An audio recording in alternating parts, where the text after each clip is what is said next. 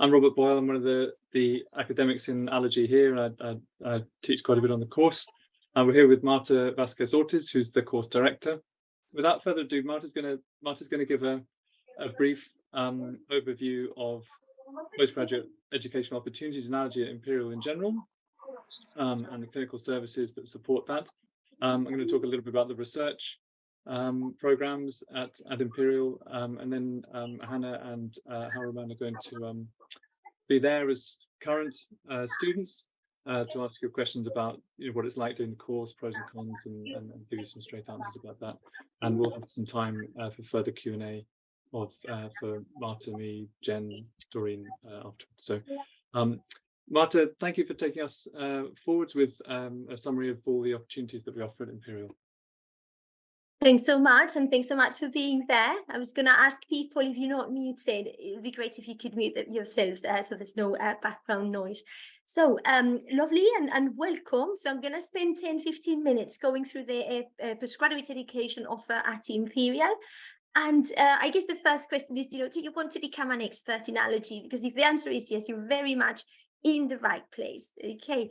So why to choose Imperial? So Imperial is the top 6 university worldwide, which, is pretty much a big thing. So you think about, the scale of that. And more importantly, the community that you can find at Imperial, both the faculty, the great faculty, but also the absolutely great students. So we really get very talented students from the UK, but also from across the world, who really bring their experience, their different backgrounds. And that makes it a very, very rich community.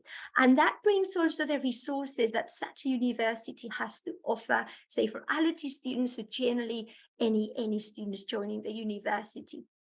And you can see there some kind of pieces of news, great research at Imperial, top in the UK, and University of the Year, according to different sources. And this is all news from the last couple of years. And then when it comes to allergy, in a way, Imperial is the home of allergy. Really important things have happened here over the last over 100 years, with Noon and Freeman doing the first allergen-specific immunotherapy, very much at St. Mary's, which is where we are based. And that was over 100 years ago. And then really important figures of the 20th century, like Dr. Bill Franklin, who developed one of the biggest clinical services in the country and probably in the world at St. Mary's Hospital, and ran the first clinical trial in allergen-specific immunotherapy in the world in the 50s. And then figures like Professor Barry Kay, who did really outstanding research into the mechanisms of asthma, particularly T2 high asthma, again, paving the way for effective treatments for this disease.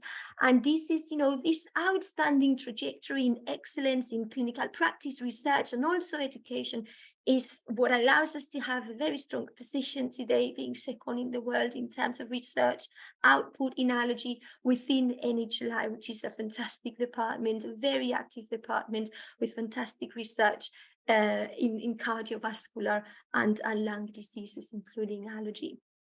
And this is what allows us to have a very strong educational offer, so very much world-class teaching, and is very much thanks to the amazing faculty we have, the amazing module leads we have. And, if you've been in allergy for some time, you will probably recognize some of the faces in the picture. So they're very much world-leading experts, people like Professor Steve Jaran, Professor Kustovich, Professor Zaglani, Professor Bush, or Dr. Tada, Dr. Boyle, Rosanne Meyer, Isabel Skipla, Mo Samji, Louise Fleming, and myself there as well. So ranging from rhinitis immunotherapy, asthma, food allergy, anaphylaxis, immunotherapy, mechanisms of allergy and immunotherapy, and some specific areas of those diseases. And we're able to offer, through our strong faculty, as well as through our international network, a really extensive syllabus covering all the different aspects of allergy of the specialty, with a very much active student-centered learning approach. And we're very much a flexible program. We're a part-time program. Most of our students work pretty much full-time and have other commitments, family commitments, etc. And our program is really flexible to be able to complete it within your or other commitments. And we have an online stream, a fully online stream now, as well as a blended stream that also includes on-campus attendance. So you can choose between the two now. And it's very much an international atmosphere and a very, I will say, friendly, approachable atmosphere of sharing. And we very much see you as colleagues rather than as kind of just students. And then who are our students? So we have quite a few. So the biggest sort of proportion is healthcare professionals, not only doctors, but also specialist nurses and dietitians. And within doctors, you have people from different backgrounds, as you see there, pediatricians, GPs, other specialists such as allergists, gastroenterologists, dermatologists, test physicians, ENT, etc.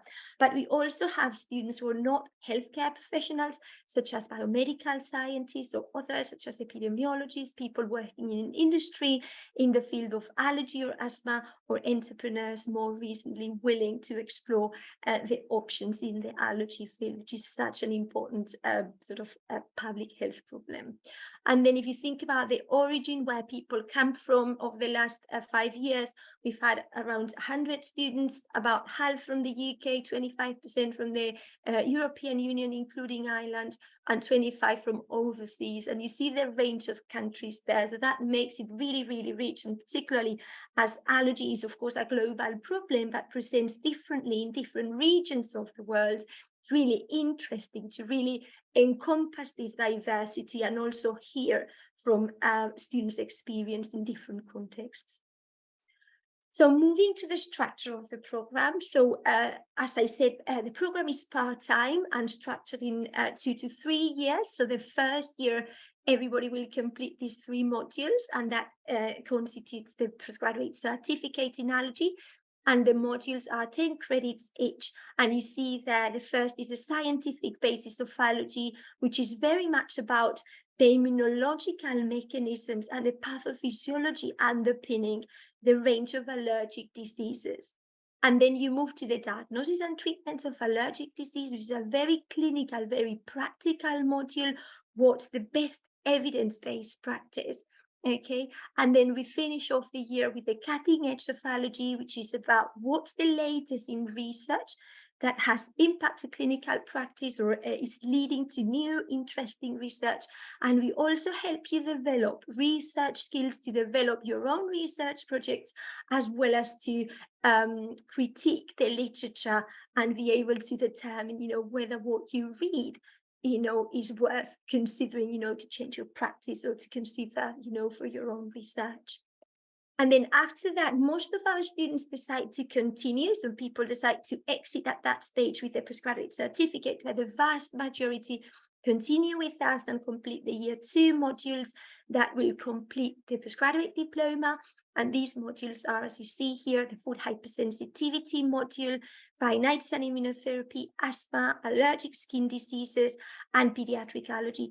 And in all those modules, we go deeper into all these different disease areas, into the pathophysiology, the different disease manifestations, and more complex and advanced aspects of diagnostics and therapeutics, very much linking the mechanisms and going through more challenging, more complex scenarios, and also the knowledge gaps in the different areas, what is not known, where we need to still do more work or do more research, and where our limitations, still see.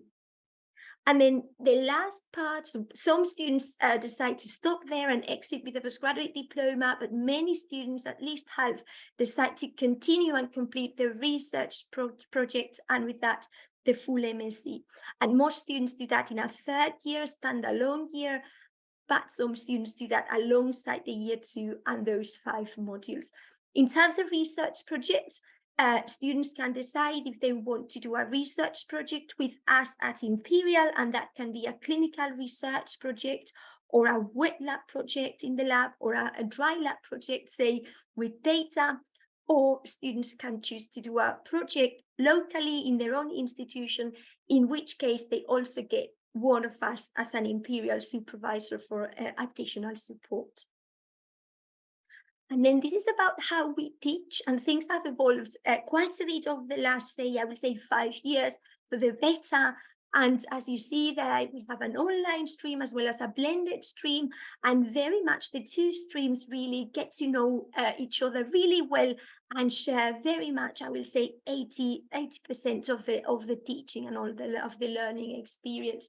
Within that, we have asynchronous elements, which is things that you look at in your own time, as well as synchronous elements. So that's when we get together for the teaching, okay? So in terms of asynchronous elements, all of that is in our e-learning environment, which is something called Blackboard.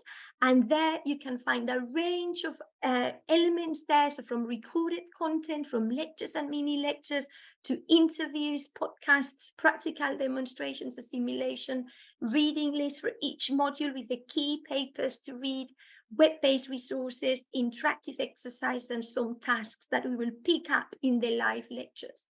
And then in the live sessions, we have some that are purely online for everybody. And then we have some hybrid sessions. Hybrid means that if you're on the online stream, you will follow online and you will be fully able to contribute, take part, talk, ask questions, present, whatever we're doing. And in those hybrid days, the students in the blended stream will be on campus. So we have the two streams like, coexisting, but in different environments. And the synchronous, so the live teaching is very much for interaction, for talking, for asking questions, for discussing. And you see there the range of things we do. We have Q&As with a number of speakers. We have case-based discussions and focus discussions. We have workshops, role play, simulation, quite a lot of group work. And we put you in little groups with people with a diverse background to really do quite a lot of work and put things into practice and learn by doing. And that leads to quite a few student-led sessions, such as journal club, pro-con debates, oral presentations, poster presentations. And then the people in coming on campus do hands-on practical sessions that we've complemented for the online stream with a number of practical, interactive online materials as well.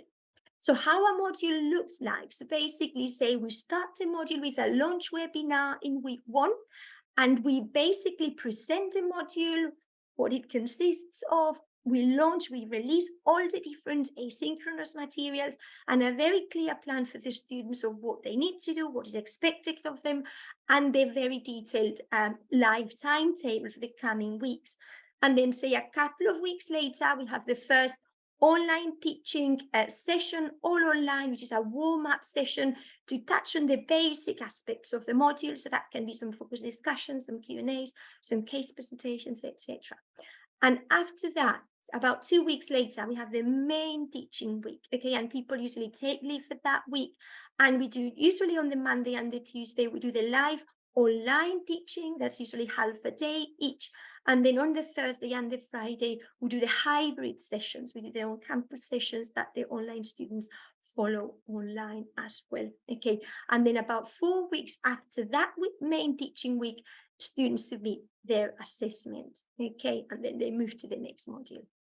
So in terms of assessment throughout the MSc, we have a range of authentic assessments. So these are very much things that we think our students should learn, should develop the skills to really master those skills. So things like writing a case report, running an allergy clinic, writing a research proposal, presenting posters or oral presentations, running a patient information event, or writing a review paper, okay? And then, of course, for those doing the MSc thesis, that follows an original article format. So most of our students are very much encouraged to publish their MSc thesis as a result of their work. And this is how things look like. So say in terms of the asynchronous learning content, so say you go on Blackboard, and for each module, you will have one of these colorful tables summarizing all the different themes in the module and the different sessions in the module, and whether it's something asynchronous that you're going to be accessing in preparation for the live teaching, whether it's a task linked to that you need to work on, or whether it's purely a live session and you just wait for that to come. Okay, so this is how some of the pre-recorded material might look like. You access and you find the mini lectures there, some reading, some questions, some reflection points, etc. And there's a diversity of formats, so you don't get sort of bored always doing the same thing. So that's the asynchronous part. This is more stuff in the asynchronous material. So we have interactive exercises. So this is, say, in the clinical module, we have sim scenarios that then you kind of have questions about as you go along. You have consultations, you have cases, quizzes, interactive diagrams, and then some practical demos on a range of aspects, all the bits that you can think of that matter in sort of in allergy practice, and then some virtual tours, say in the lab or in a research facility or in a challenge, food challenge facility, for instance. Then moving to the synchronous learning, could people mute themselves? Moving to the synchronous learning. So this is, say, when we're all online on Teams, you see there, and this is when we're hybrid. So some people on campus, some people online, and this is things we often do, like using Mentimeter to allow everybody anonymously to put comments or questions or vote, and then students presenting, say, lovely things like lovely diagrams that they've produced in their own groups. And this is what we do in the synchronous learning in their own campus days, with the people in the blended streams. So very much hands-on stuff. Okay, so you see there, you will be able to kind of, try all the different creams there and do some skin prick testing practice, simulation practice, some techniques like nasal endoscopy, etc. And this is coming to the fees slide. People often find it difficult to kind of make sense of the fees on the websites, and I don't blame you for that. It's not easy. So the key thing is, there are different fees for home students as opposed to overseas students, and both UK and Ireland students qualify as home students. Okay, so for home students, the online stream as well as the blended stream have the same fee. Okay, so you will pay the same. And then what people have done so far is to register for the postgraduate certificate, and that's the amount that you will pay for that, so 7,000. And then as they progress into the program, they pay the top-up fee for that year, the second year, and then the third year. Okay, now from this year, you can apply straight to do the full MSc. Still will take you 2 or 3 years, but that's where the full fee comes into place. Okay, so that's sort of, if you were to pay the full MSc up front, that's the amount you will pay. Okay, and then when it comes to the overseas students, which is, say, not UK or Ireland, that's where the fee is different for online stream as opposed to the blended stream, and the principles are the same. So you can either register upfront for the full MSc, or you can, or PGDIP if you're interested in PGDIP, or you just go step by step paying, say, the top-up fee every year. Okay.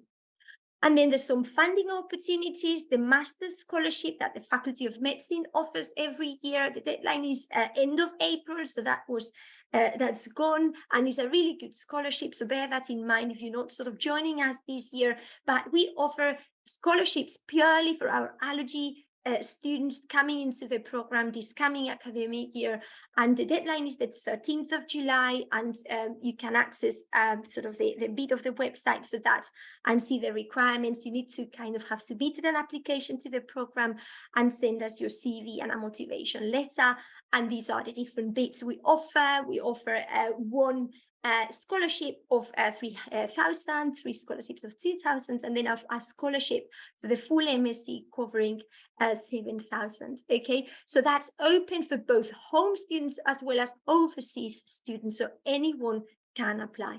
Okay.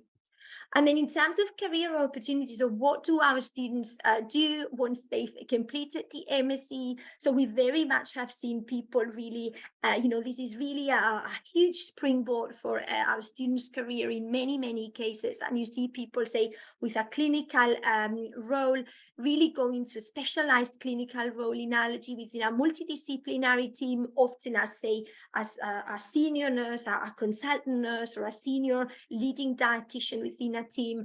Of course, we have doctors who've gone into consultant jobs, either with a special interest or consultants in allergy or pediatric allergy, GPs with a special interest, or people developing a private practice. And it's very much a leading role often within the teams, because of the really strong background that our students have, encompassing research, clinical practice, and education skills.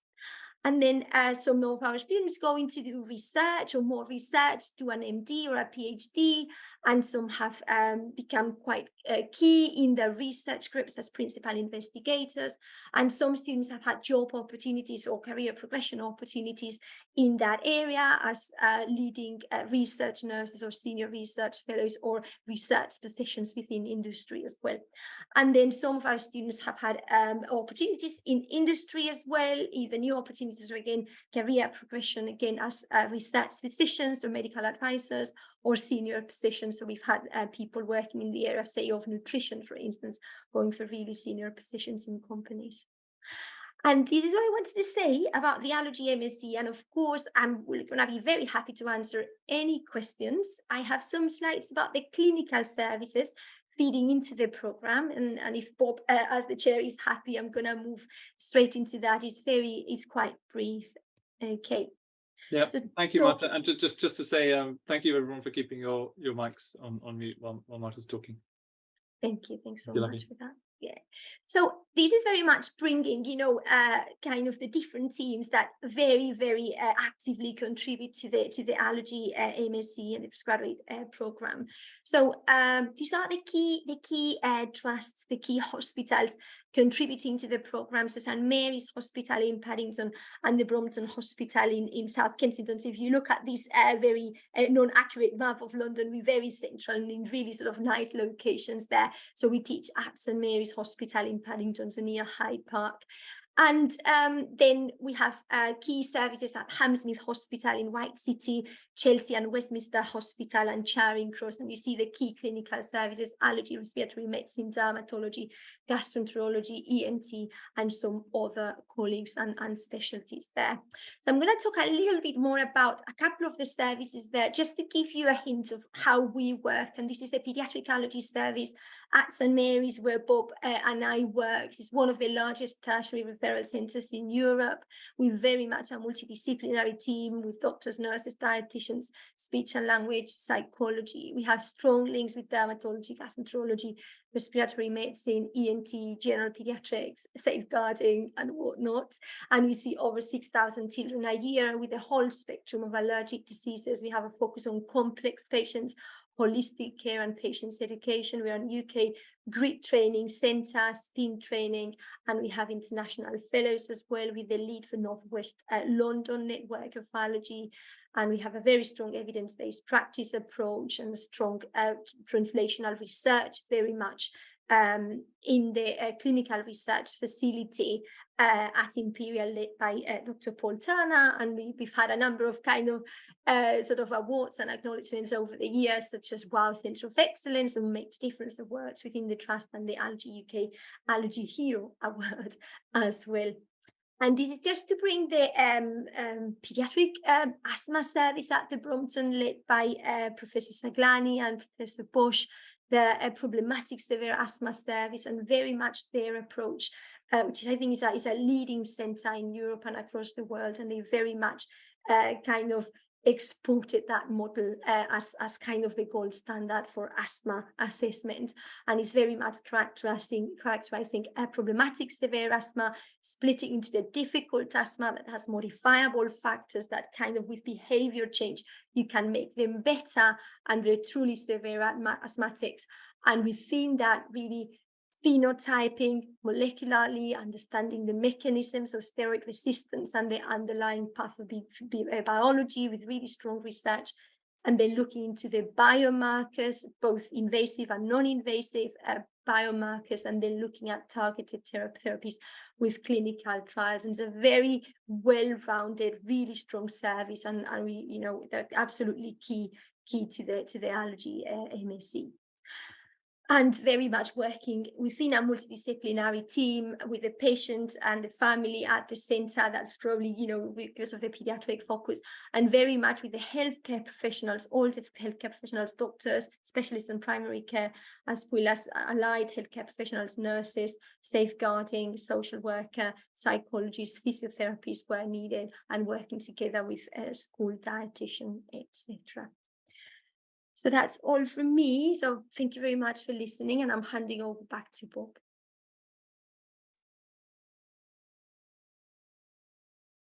Thank you, Marta.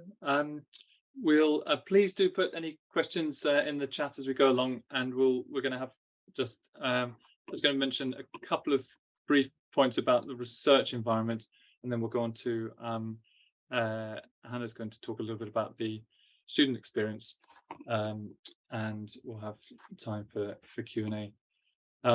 So essentially, the sort of I really don't think you'll get a better allergy education experience than the Imperial MSc and associated programs. And the reason I say that is that we have such a strong faculty, and that itself is built on a very strong history in the allergy domain over more than 100 years. So as Martin mentioned, where there are rankings for topic specific rankings for universities, we come out right up there. And that's not just because of today's faculty, but it's because of the sort of foundations that were built by leaders in the allergy field over many decades. And the key areas we have strength in at Imperial, and this is relevant because it informs the teaching and the quality of the teaching, but it also informs the master's opportunities and later MD, PhD opportunities that people sometimes go on to from the course. Essentially, we've got a full range of research expertise here, from the immune tolerance work that Mo Shamji particularly leads in his Immune Tolerance Network Lab, which focuses a lot around immune tolerance mechanisms in especially in allergy to pollens, to peanuts, and to dust mite. And then anaphylaxis work, where again, and this is more Paul Turner leading this work, looking at both cellular and physiological mechanisms underlying anaphylaxis, what goes wrong when allergic reactions become severe, why do they become severe, etc. Endotype discovery is led by Adnan Kustovic and his team, and that's really about looking at what are the subtypes of asthmatics, what are the subtypes of people with eczema, what are the subtypes of people with other chronic allergic diseases, and can we characterize those at a genetic or a cellular level or at an epidemiological level, and therefore target treatment differently to different subtypes of asthma, eczema, etc. And of course, we're seeing some of that coming through in the clinic, particularly in the asthma realm. And then and diagnostics, both for IG-mediated and non-IG mediated allergy. We've got quite a lot of strength there, and Marta particularly is leading work on non-IG mediated food allergy diagnostics. We've got a range of studies in the primary, mostly randomized controlled trials around the primary prevention of allergic diseases, focused mainly on allergen on tolerance induction and on early skincare practices. Environmental control interventions have been an interest for some decades in this department, particularly around asthma and rhinitis, but now more focus on eczema as well. And allergen immunotherapy, headed up by Steve Durham. Again, since its discovery, this has been a major interest of the department, leading, for example, the development of and licensing of Grazax as the first major sublingual immunotherapy tablet to be licensed. So our faculty is very strong. They are too numerous to go through really, but just to say that we're covering all the areas you could imagine really of research interest. There isn't really room to put everybody. There's great strength in genetics, genetic epidemiology here as well, which I haven't put on the slide, but you can see some of the faces and names there, and amongst them you've got some of the highest cited researchers in the world, and that's really our USP at Imperial, that we've really got incredible quality faculty. We do bring in overseas speakers quite a bit, but the home faculty, who we depend on for a significant chunk of the teaching and delivery, are really, you couldn't ask for better people to work with, and more cutting edge information in your education. So we're gonna hand over now to the students to give more realistic view of life as a student on the Imperial Masters program. So Hannah, I think I saw you there. Do you want to kick off and say a couple of words, or Would you like me to go first, or Harriman? Why don't you kick off, Hannah, and then Harriman, and then we'll open it up. Okie dokes, let me try and share my screen. Can you see that? Lovely. That's perfect. Fantastic. Hello, everyone. Thank you so much for inviting me to speak today. My name's Hannah Marshall, and I'm a paediatric registrar. I work in London. I live in London, and I'm one of the first year students on the Allergy MSc here at Imperial. So yeah, really thrilled to have been asked to do this today. So today my plan is to talk a little bit about the course from a student perspective. I know Marta's already gone through the course structure. Some of my top tips to get the most out of it basically and make it work. Briefly touch on what the course has given me and what the course could give you as well if you applied for it, and it will come no surprise that my take-home message is this course is brilliant, you should definitely apply. So Marta has spoken a little bit about how the modules are structured. So the modules are very similarly structured in the first couple of years, as you see on the screen. So it starts with a launch webinar, about an hour. We go through really clearly what the objectives are, what the assessment's going to be, and then the introductions as well. My first top tip is don't miss the intros like I did in the first module, because it was really, I missed out on hearing what everyone was, what their background was and where they were from and that kind of thing, and felt a bit on the back foot. So book childcare for that first intro session is my first top tip, if you need it. And then you move on through the kind of next coming weeks through the warm-up sessions and the online days, which, as Marta has said, involves kind of lectures, some group work that you'll have organised with your groups in advance, and you sometimes do presentations and stuff, and also these Q&A sessions. So I just want to touch on the Q&A sessions, but first of all, I want to point out that in my humble opinion, the phrase warm up is a misnomer, because you definitely should have warmed up by this point. So my next top tip is to do your best to plan your time, your study time, whether that's taking annual leave like I did, cancelling clinics if you can, and have them organise childcare if you need to make sure that you have the time and you can dedicate time to go through all the online content as much as you possibly can. So as Marta showed you on the screen, there's a lot to go through, but it's fantastic and it's worth it. And the lectures really need your time and dedication. You won't be able to do them the night before the Q&As. The Q&As are basically kind of 15-minute sessions with the lecturers, and they're absolute experts in their field. And when you come to do your literature reviews of some of the assessments, you'll be like, oh, hold on a minute, this person lectured me a couple of weeks ago, and it's extremely like, oh my gosh, like I was a bit starstruck quite a lot of the time.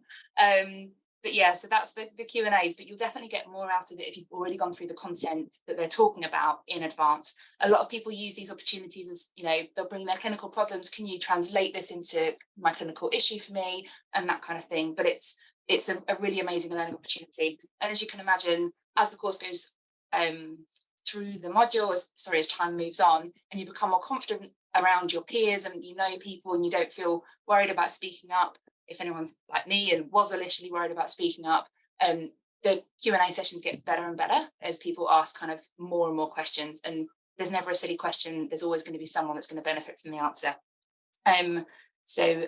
Yeah. The last top tip for me is to work out what kind of learner you are. I am from a clinical background, and when I signed up to this course, I hadn't done kind of an education type course like this for well over 10 years. And so it took me a good few weeks-ish to work out what kind of adult learner I am and what I needed to do to get the best out of the online lectures and the modules, and what kind of time frame I needed. A lot for me, yeah, it really helped to kind of get myself up to speed. And now when I get the module content, I can approach it in a different way. Last thing to point out about the on-campus days, which is the full day, kind of halfway through, they're amazing, they're long, they're exhausting, but it's so lovely to be with people if you are on the hybrid kind of home-based course. And the lectures are super interactive, and you do some of the group work, and they're really, really excellent ways to kind of like remind you what you love about the course, and they're really all brilliant days. So just to finish up, I'm going to talk a little bit about what the course has given me.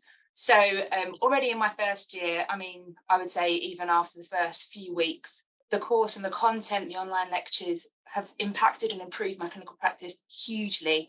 I now feel much more confident kind of explaining allergic concepts and diseases and kind of prognoses to our paediatricians, so to children and their families. explaining when I don't know the answer, because I know that I can now consult the literature and work out how to work out the answer and come back to the patient. And just kind of like talking through the pros and cons and just giving a much more kind of well-educated response to any questions that I have in clinic. I've already mentioned I've learned a lot about myself as an adult learner, and that's been a real benefit for me. For me personally, it's given me much more ambition and a lot more confidence. It's dispelled some of my imposter syndrome, and it's encouraged me to actually change my career path. So I've kind of paused my training, and I'm trying to get much more kind of specialized in paediatric allergy, because it's really shown me what passion I have for the subspecialty. And so for me, it's been a real benefit for me career-wise as well. And lastly, something that's taken away, it's definitely taken quite a lot of my free time, but it's been absolutely worth it.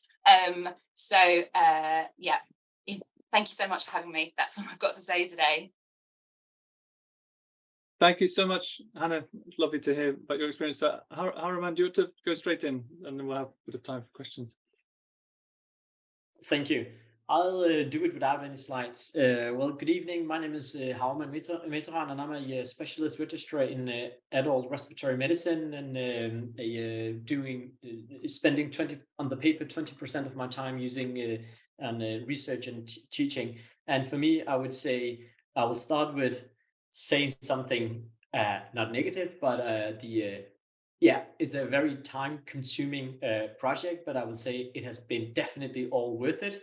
Just to give you an example, although I'm in a very research active allergy department, it's only 2 days ago that I actually used, although I'm a first-year specialist registrar, I had to give some input to the roundtable discussions about a quite complex patient, a young man with a long-standing coughing.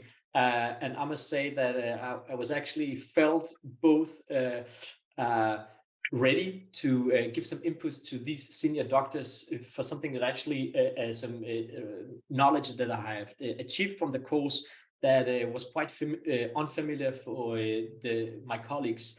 And I actually experienced saying that it's something that I've learned from the master's program doing in Imperial College. I had an experience that they did listen, and I felt some sort of support. So that was a very nice and positive experience for me to already after the first year, actually as a first year specialist registrar, to come with some input that actually had a decision-making suggestion. So that was a very nice experience. And I would say I'm totally agree with Hannah that you really have to find out what kind of learner you are. I mean, we are in a state in our lives where we are either fully clinically occupied or doing research or some other stuff besides all the other aspects in our private life.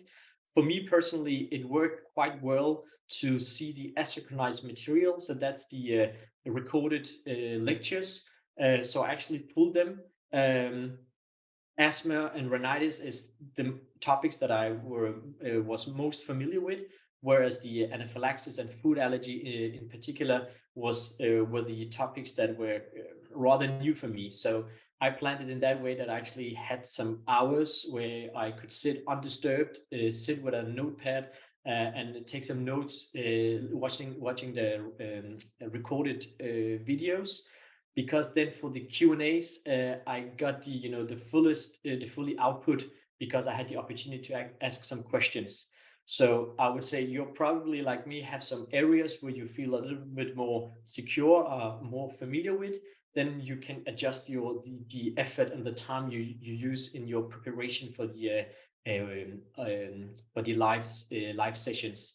And I must say that's a really nice credit and a applause for the faculty, because I lift up my hat. I was very impressed by your ability to actually translate state-of-the-art research into very clinically relevant problems that we all had in our daily life. Because a lot of us were sitting with, we had a specific patient in our minds. So we asked questions with patients we have been struggling with, and we got responses. We knew that they were top of the pop evidence-based answers. So I would say that was quite impressive to see, top researchers actually use the research in down into a real example patients. So that's something I sometimes miss when I participate in, IACI or the European Respiratory Congress. You see the researchers and you sometimes get a sense of a disabled connection between the research life and the clinical life. But here I would say you have done it perfectly. So although you have, I have 10 years clinical experience and I've done some research as well, but I must say I still got a lot of new learnings. But it was also nice that there was some topics that I was familiar with, because then I had some periods during the course where I could actually relax a little bit and give some inputs from my own experience.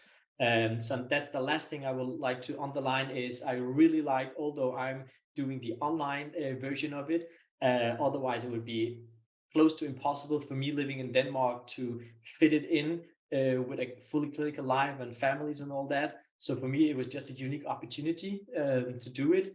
But it is the very diverse group of students with different professional backgrounds.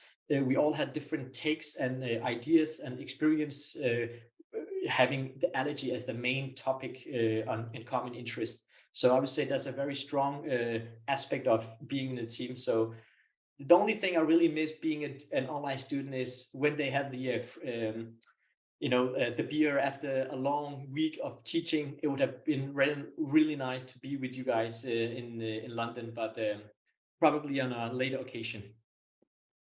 Thank you, Harman, and thank you. It's nice to hear the perspective from the online only course. So we've got a few questions in the chat. Just before we go to those, does anyone want to put their hand up and ask something straight away? Okay, so perhaps if you haven't got burning questions, any other ones, put them in the chat and we'll just run through them one by one.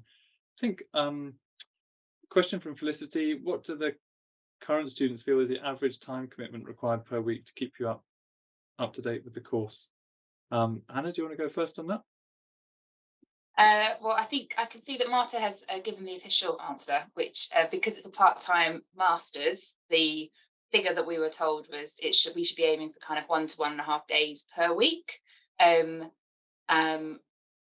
That is tricky, I think, when you have all of the other things going on in your life. But I know from experience and comparing how I managed my time in the first module compared with the second and third, planning ahead, and I ended up using quite a lot of leave. So I probably use about 4 or 5 days leave spread over each, maybe 4 days leave spread over each module, and then also utilize extra childcare help. So actually, probably not far off that when you also consider how long you're spending on the assignments and that kind of thing.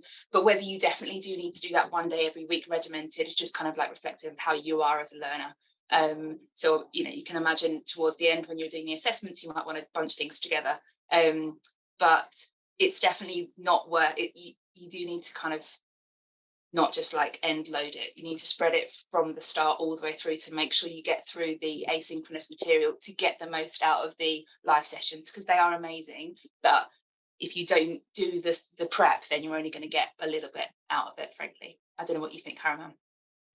I tried different approaches. In the beginning, I tried to watch all the recorded videos and look at my watch and look at my calendar, look at my family, and thought, okay, this is not feasible. So in the middle, I tried to do it in a way so I had at least like 3-hour schedules so I had a day off every week due to the research plan I have. So I had at least 1 day per week where I also did other stuff, but I knew I at least can sit 2 or 3 hours undisturbed so I can watch the videos, fully and take them in.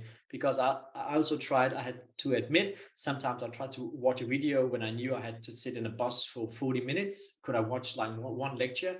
And that was nice. But the thing is, you're sitting there, you get disturbed from people getting out, and then you should have sit with a pen and a block, taking some notes. So that's fine for those topics, I would say, that you just need a brush up.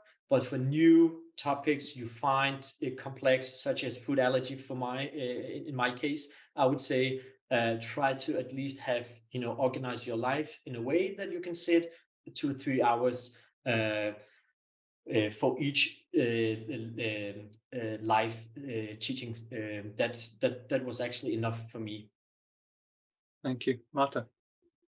I just wanted to add very much in line with what Hanan and how Ramana is saying, and having seen quite a few students over the years, you very much see that most of our students work full-time or work pretty much full-time and also have family commitments. So generally everybody's very busy, and we've seen students organize their time in different ways. Some people find the evenings really helpful, like a couple of hours most evenings, or have a day at the weekend, or they just manage to have leave, or they work say 80% and then have a day off. So it depends on your kind of commitments and how you can organize things, and also what you need, because we have all the students who say, I'm cooking dinner and I'm listening to these podcasts. So what someone might need is not exactly what other person might need, but just bear in mind the people we have in the course are very busy. And I guess because it's kind of well structured and we guide you as to what needs to happen, you have quite a lot of small group work as well.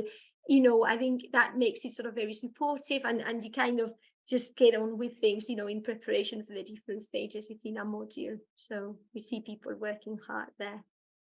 A question from Rahima about all students signing up to the MSc from the start. And I think that ties in with another question. There was a question about switching between the online and the hybrid modules. So do you want to address the flexibility question? Yeah, I'm happy to do that. So the question is, okay, if I join, say, for the blended stream that requires on-campus attendance, and then I cannot go, can I switch over? So the short answer is yes, it needs to be done, say, in the official way. Okay, so attendance to the live teaching, both online and on campus, is mandatory, and we're expecting you to attend at least 80% of that. So it's not that kind of is voluntary. And then it doesn't work in a way that if you're on the blended stream, you just don't turn up on campus and you join online. It doesn't work like that, because there's group allocation, etc. But there is flexibility. Say if your circumstances change midway through the academic year and you say, I really need to move to the online stream, we have approval from the college to allow you to do that. Or say if you finish PG Cert the first year and you say, now I want to go on the blended stream, I was on the online stream and now I want to do blended, that's fine. And the other way around, if you're on the blended stream and you want to go online, so officially you move.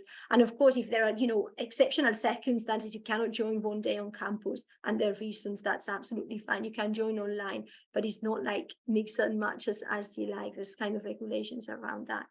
But there's room generally. That's one question. The other question is about whether you can sign up for the MSc up front. So the short answer is yes. So now you can register at whatever level you think you prefer. So you might do full MSc from the start, register for full MSc, or PG Dip, or just PG Cert, see how it goes. And then you can always progress. So there are all the different options there. Yeah, and I just put in the chat that you do need to pass the PG Cert in order to proceed. So there's always a decision point at the end of the first year on your side and the college side. Okay. Any other questions in the chat we haven't covered yet? I think Bob was asking, if that's okay, someone was asking, are you saying we have live teaching every 2 weeks? And I was saying, no, short answer is no. So say if you think about the first year, you're going to have 3 modules. So that structure that me and Hannah were showing, so say, the first module starts in October, so you will have a launch event mid-October, 2 weeks later, a live online afternoon, and then early November, you're going to have a live teaching week. And that leaves you tired, we leave you alone till, say, end of December, we launch the second module. And then you have in January, you have one warm-up afternoon and then the teaching week. And then the last module is in April. So it's kind of, it's those chunks, as say, 3 chunks throughout the year, but it's not back-to-back every 2 weeks, if that makes sense.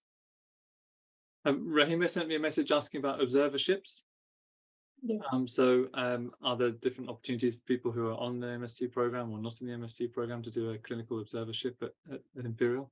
Yeah, so it's not included in the MSc as such. I mean, we provide the learning material so you develop those skills, and it's very well thought to maximize your learning. So you really choose, all sorts of cases, really, building up and on kind of onto really complex scenarios. So I will say, doing the MSc probably gives you the clinical experience equivalent to sitting kind of for years in a complex service. Lots of people are interested in sitting in clinic because it's a bit of a different field, and we facilitate that for our students.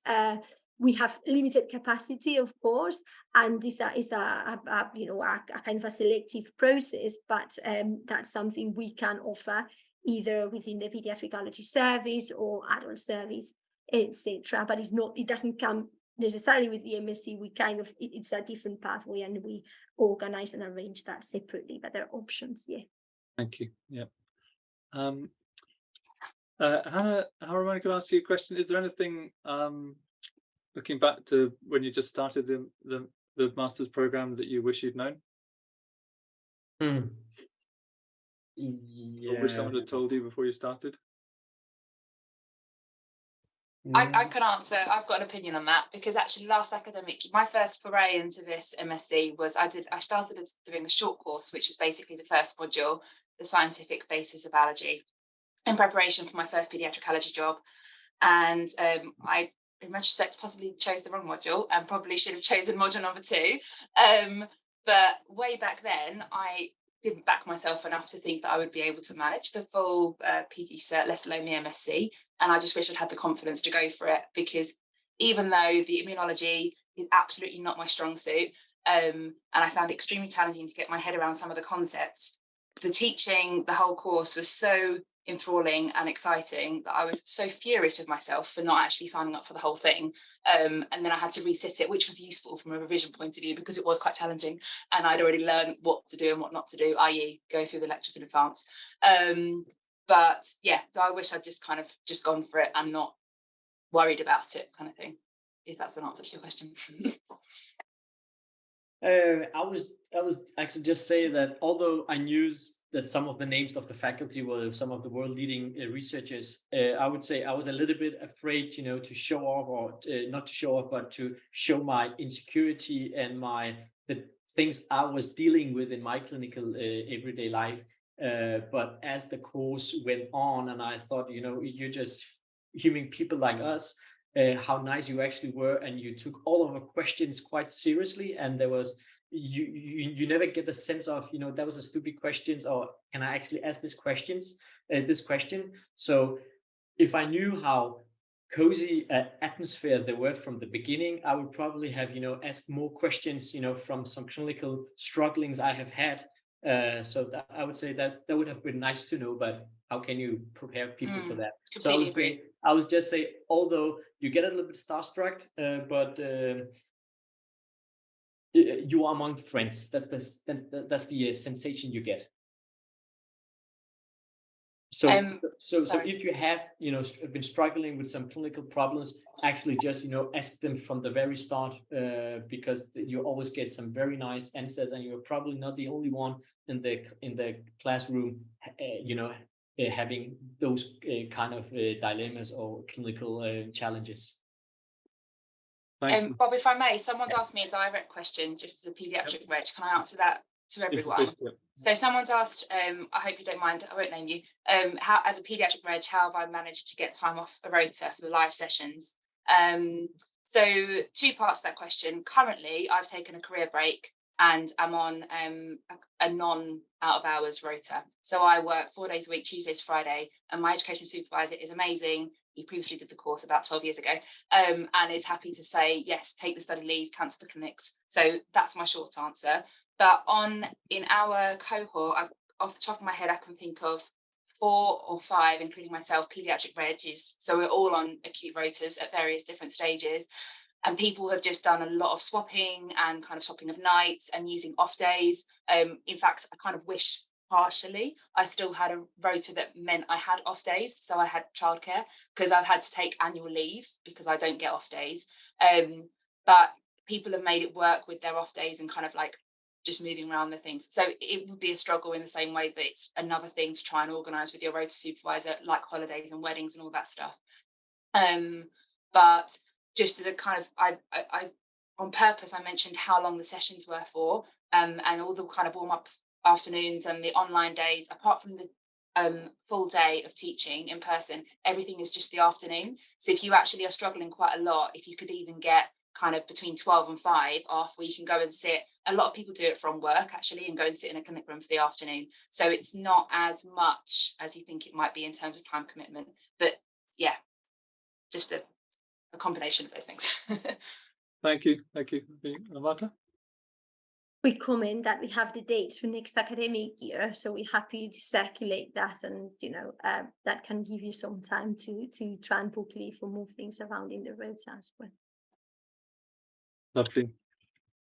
Thank you so much. It's been a really rich discussion with some nice perspectives. Marta, I'll just give you an opportunity to say a final word, especially for people who might be watching a recorded version of this. If there's any question you think hasn't been, or common concern hasn't been touched on. But thank you for your wonderful leadership, Marta. She keeps the whole of this august faculty under control and doesn't let us get away with not doing our bit as part of the teaching. And it's a complete honour from our side to be part of the course. Thank you so much, Harriman and Hannah, for your very nice reflections. Okay. But Marta, do you want, perhaps you could address the final question? Great. Yeah. Just so there's a question there. So I think I kind of answered that somehow already. So if you get clinical experience in the course and whether you're able to attend clinics, so you definitely get a lot of clinical experience. You don't directly attend clinics, but we've turned things into a format where we have control over what you will see in clinics, say, and the full approach to what happens in clinic. And kind of sitting in clinic is an observership that is separate to the program, which can be organized. But definitely there's a very clear clinical focus in their course for those who are healthcare professionals. So that's kind of addressing the question. And in terms of, the final sort of works, I think we've tried to capture, what we offer. And I think we offer fantastic education covering the different aspects, the clinical aspects, the research aspects, to have experts in their fields and often with a clinical focus in their career, but very much, as Hannah was saying, like being completely aware of the evidence and the knowledge gaps and the controversies, and have a well-formed opinion and be able to go and look for evidence or think about how you will generate new evidence. So it's kind of that level of expertise that you don't just get from, say, sitting in a clinic. It's very much a mindset and an approach. And I will say, as people were saying, it's time intense, but it's very well supported. And what is really nice to see is how close the students feel and what a nice community that is. And I think we're very approachable and we really enjoy sharing with the students and learning from the students. And as Raman was saying, we're very open to questions because we have probably the same challenges or similar challenges to what you go through. So we all here, with passion for allergy, wanting to kind of do better and learn. So that's kind of my final comments. And just if you have questions, get in touch. There's the generic email address that we can put now in the chat. And there's time to apply for the scholarships. We're closing on the 13th of July. And if you're thinking about applying, apply as soon as possible, because we're closing for applications for overseas students joining the blended stream that needs a visa. We're closing end of July, and for everybody else, online stream or home applicants, we're closing end of August. And there's always a bit of paperwork to do, so don't leave it last minute. Try and apply as soon as you can, particularly if you're interested in the scholarships. Thank you, everybody. Thanks, Hope, for sharing. Thank you. Okay.